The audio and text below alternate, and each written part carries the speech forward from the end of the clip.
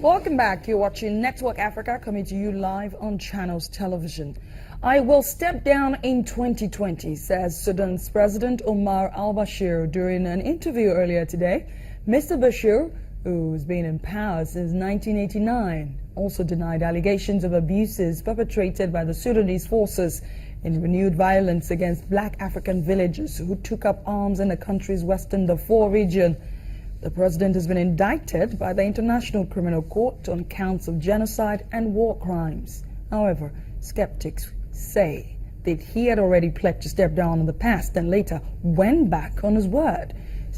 More than 2.5 million people have been displaced in Darfur since 2003, with more than 100,000 this year alone. Fatu Bensouda, the prosecutor at the International Criminal Court, spoken out for the first time since the dismissal of a case against Kenya's Deputy President William Ruto and broadcaster Joanna Arab Sang. She said that victims of the violence which broke out after elections in 2007 have indeed been denied justice. But she emphasized that charges could be brought again in the future if evidence emerged. She reiterated her anger over the issue of witness interference in a case where 17 people changed their mind all of a sudden about testifying, having initially decided to take the stand. Let's listen to her. Yesterday, a majority of the judges of Trial Chamber 5A of the International Criminal Court vacated the charges against Mr. Ruto and Mr. Sang.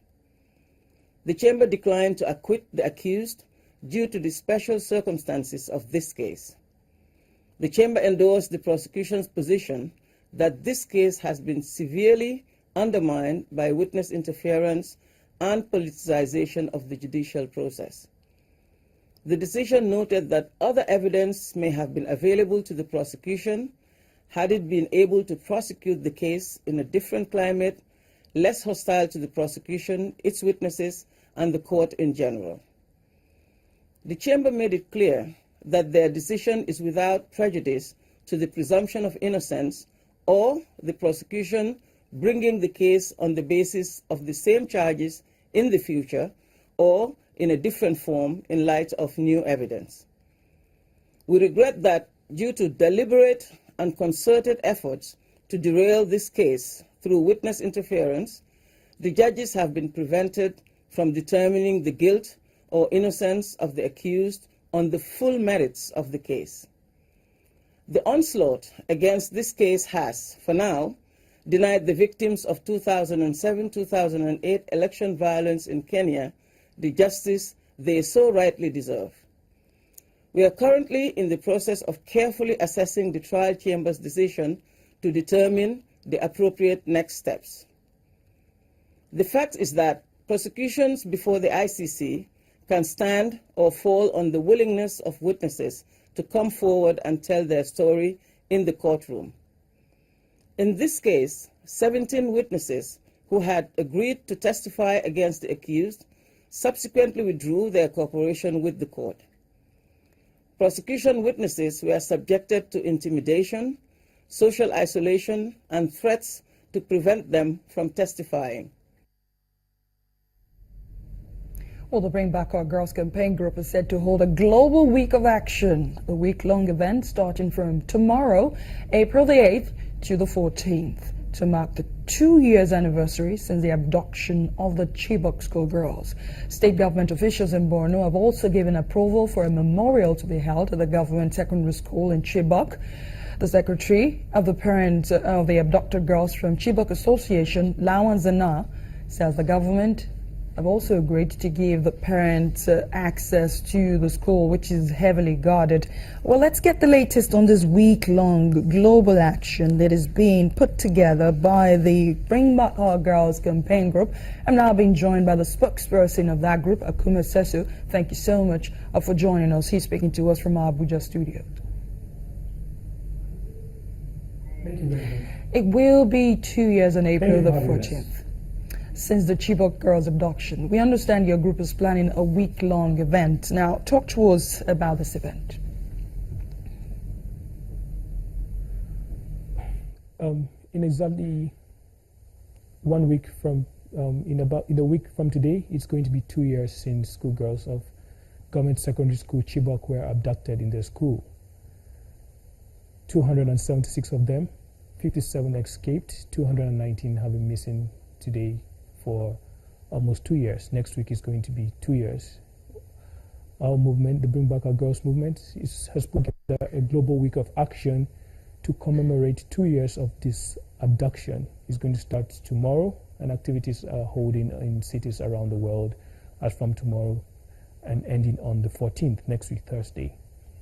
In Abuja, for instance, we're starting tomorrow with Asr prayers at Unity Fountain and Islamic lecture on the role of education in Islam and what Islam teaches about marriage also, and lots of activities. On Sunday, we're going to have a Christian service at the Unity Fountain. The preacher is going to be Pastor Tunde Bakari. We're calling on everybody, wherever they are this weekend, in their place of worship, to bring this issue to God, to pray about it, and to bring God's intervention. And on Monday, we're going to have a conference on education. Education is under attack, as we can see. There's the attack in schools, in Buniyadi, in Potiskum, in Chibok. Ikorodu schoolgirls were abducted, kidnapped just a few weeks ago, and all that. And we're calling on a conference where we can have a discussion with different stakeholders and actors and players to know what's going on and how this can stop. Education is under attack. So on this Tuesday, right. I'm speaking about Abuja now. We're going to the UN office and to US embassy and all those governments who said they were going to help in locating our girls wherever they are, and to help us with this issue of the insurgency. We want to get the feedback. It's been 2 years. What's going on? On Wednesday, we have a group that calls themselves the Chibok Girls Ambassadors. There are school girls, school children who are doing a march in Abuja. There are also activities in Washington, D.C. that Wednesday, and also in Paris. So far, that's what we know.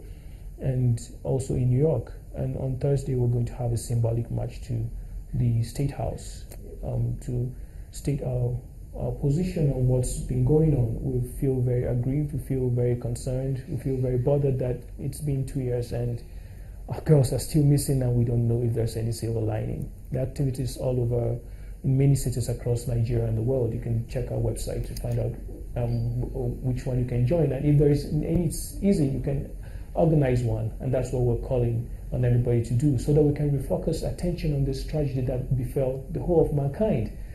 So it will be said that 276 girls were taken in their school, and Akime, let me just come in 57 here. escaped of their own, and 290 are still missing. Right, and you have rightly said, I'm sure, that the whole world is as sympathetic as you sound right now on air. But let me ask you, there have been many efforts to bring back these girls, many that we know, many that are out there, many that are covertly done, and still many in the works by the present administration, by international organizations.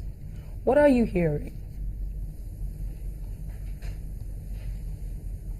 Sorry, what was the last question? My question is, there are preparations and there are plans in place to rescue those girls, many that we know of, many that are covertly done, many promised by international communities. But what have you heard recently? What do we know now? And that's exactly why it's important for us to have this global week of action, because right now we don't know where we are. It's been 2 years. On January the 14th this year, our movement, as well as the parents of our Chibok girls and their community, met with the president, with the Nigerian president, who, by the way, owns the problem. He's the president of Nigeria. The security and welfare of Nigerians is his primary responsibility. When we met on 14th of January, he said that he's very concerned about this. He demonstrated that he's very concerned, and he ordered a reopening of investigations into this matter, because the parents said that they weren't comfortable with the previous investigation and they had lots to say, which they had no one to listen to them. And he ordered for a reopening of investigations into this. It's been 3 months, and next week Thursday is going to be exactly 3 months, and there hasn't been any investigation into the matter.